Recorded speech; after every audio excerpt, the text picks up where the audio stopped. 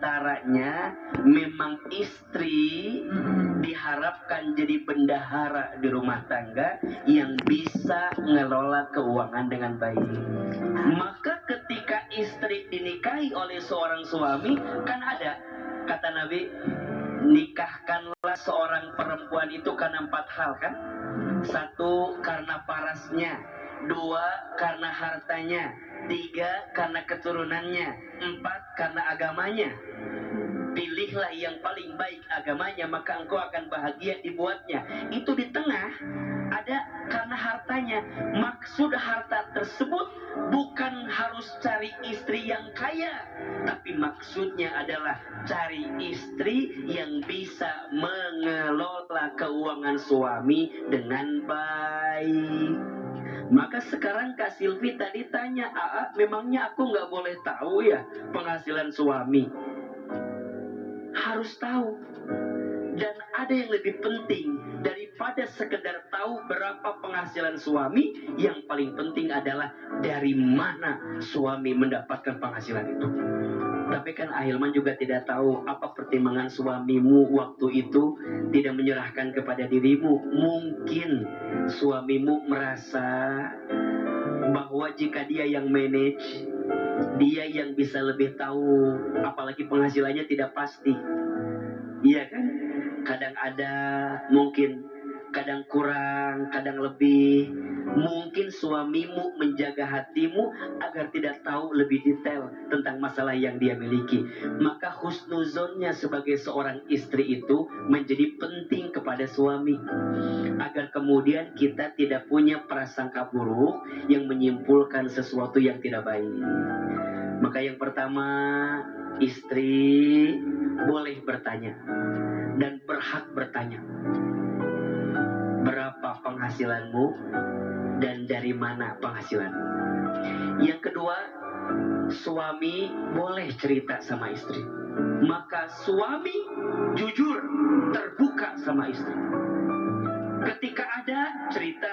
Ketika tidak ada, cerita. Ini kadang-kadang ketika ada nggak cerita, ketika nggak ada cerita. Ada yang begitu.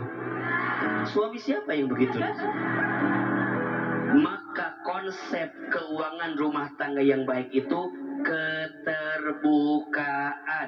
Uang suami, uang siapa? Uang istri, salah. Itu pernyataan yang salah. Dari uang suami ada hak istri. Ingat, bukan semuanya uang suami uang istri. Dari uang suami ada hak istri. Ingat, berarti kalau suami tidak memberi hak istri, dosa atau tidak? Dosa. Itu namanya nafkah. Maka nafkah itu sifatnya wajib. Mohon maaf nih, Ahilman agak tegas. Karena sering ada yang bilang uang suami, uang salah. Dari uang suami ada hak istri, uang istri, uang istri. Tapi kalau suami butuh, masa istri nggak bantu suaminya?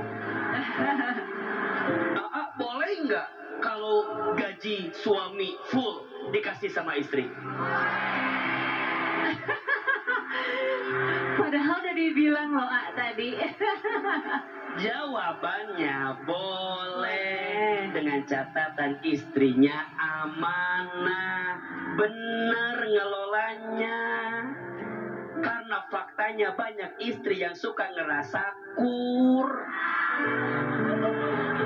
Dan kakak bertanya, salah nggak kalau aku tidak mempertahankan rumah tangga? Tergantung. Kalau kakak tidak melihat lagi kebaikan bertumbuh, sudah tidak bisa diperbaiki, maka kadang berpisah adalah pilihan terbaik untuk bisa menemukan kebaikan. Jangan disesali. Jalani semua yang sudah dilalui. Percayalah, yang hancur hanya rumah tanggamu, bukan hidupmu. Yang gagal hanya rencanamu, bukan masa depanmu. Dan ke depan, kalau mau milih seseorang lagi, jangan lihat casingnya. Karena selama ini kan jadi tertipu. lihat casingnya kelihatan banyak uang. Hati-hati yang suka pamer, suka flexing. Dan orang kaya beneran mah gak suka flexing. Betul tidak? Tapi itu bukan dia yang bisa menemanimu dalam kebaikan. Sebenarnya banyak juga faktor yang bikin saya tuh yakin buat memilih berpisah gitu ya. Karena kita tuh punya perbedaan yang bikin saya tuh nggak bisa buat ngelanjutin. Ada perbedaan yang memang tidak bisa diselesaikan. Buat mantan suami aku, kalau kamu nonton, aku sama sekali nggak menyesal pernah nikah sama kamu. Kita juga pernah senang, sedih bareng. Tapi aku minta tolong sama kamu, kita pernah gagal dalam berumah tangga, tapi tolong kita jangan gagal juga menjadi orang tua. Buat Dede, demi Dede, aku pengen kamu tetap berperan selayaknya ayah untuk Dede.